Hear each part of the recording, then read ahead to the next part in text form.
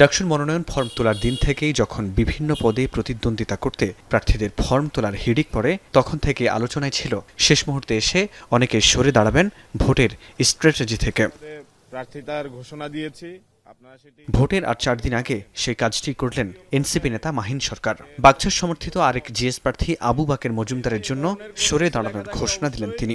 শুক্রবার মধুর ক্যান্টিনে সংবাদ সম্মেলন করে শুভাকাঙ্ক্ষীদের কাছে চাইলেন বাকের জন্য ভোট। গণ অভ্যুত্থানের শক্তি সমূহের মধ্যে ঐক্য প্রয়োজন।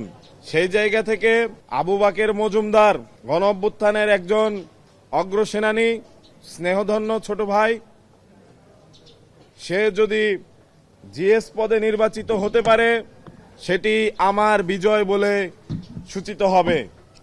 আমি আমার সমর্থন আবু বাকের মজুমদারের প্রতি ব্যক্ত করছি।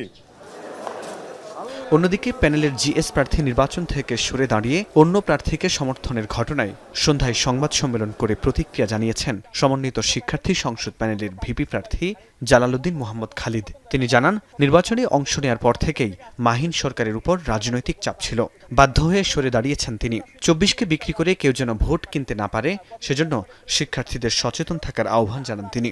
হুমকি দেওয়া হয়েছিল, তুমি যদি ডাকসুতে থাকো ডাকসুই হতে দেওয়া হবে না। এটা কারা হুমকি দিচ্ছে আপনারা বুঝতে পারতেছেন।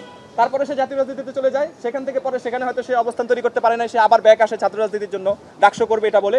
কিন্তু আসার পরে শুরু থেকে তার উপর ব্যাপকভাবে চাপ সৃষ্টি করা হচ্ছিল। আমাকেও বলছিল, ওর মাহিনের যে স্ত্রী, তার সাথে আমাদের কথা হচ্ছিল, সে খুব বলছিল যে সে খুবই ডিপ্রেসড অবস্থায় আছে।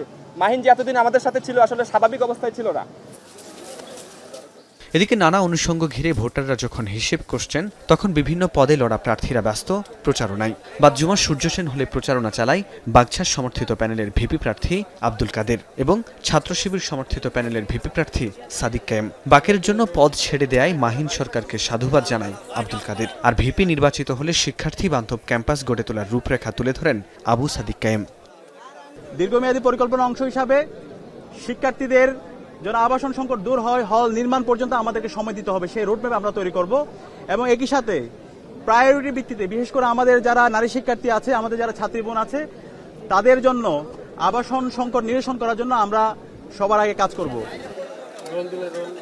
এদিকে ছাত্রদল সমর্থিত প্যানেলের ভিপি প্রার্থী আবিদুল ইসলাম খান প্রচারণাকালে অভিযোগ করেন একটি পক্ষ রাজনৈতিকভাবে মোকাবেলা করতে ব্যর্থ হয়ে অপপ্রচার চালাচ্ছে।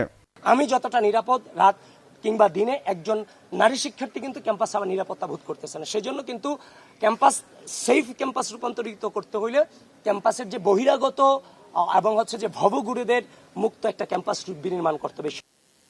এদিকে চিফ রিটার্নিং অফিসার জানান, আগামী রোববার সব শিক্ষক শিক্ষার্থীকে ডাকসু নির্বাচন নিয়ে সচেতন করা হবে। সবার সুবিধার্থে ভোট দিতে দ্রুত কেন্দ্র ত্যাগ করার অনুরোধ জানান শিক্ষার্থীদের। ছাত্রছাত্রীদের মাঝে অনেকেই কিন্তু এবার প্রথমবারের মতো ভোট দিবে। তাদের ভোটিং প্রক্রিয়া এবং ভোটদানে আগ্রহী করার জন্য, উৎসাহিত করার জন্য আমরা একটা টিউটোরিয়াল ভিডিও এর মধ্যে আমরা ওয়েবসাইটে ছেড়েছি, ঢাকা বিশ্ববিদ্যালয়ের ওয়েবসাইটে আপনারা দেখতে পাবেন। বিকেলে সব জিএস প্রার্থীদের নিয়ে টিএসসিতে চলে ভোটের ডিবেট।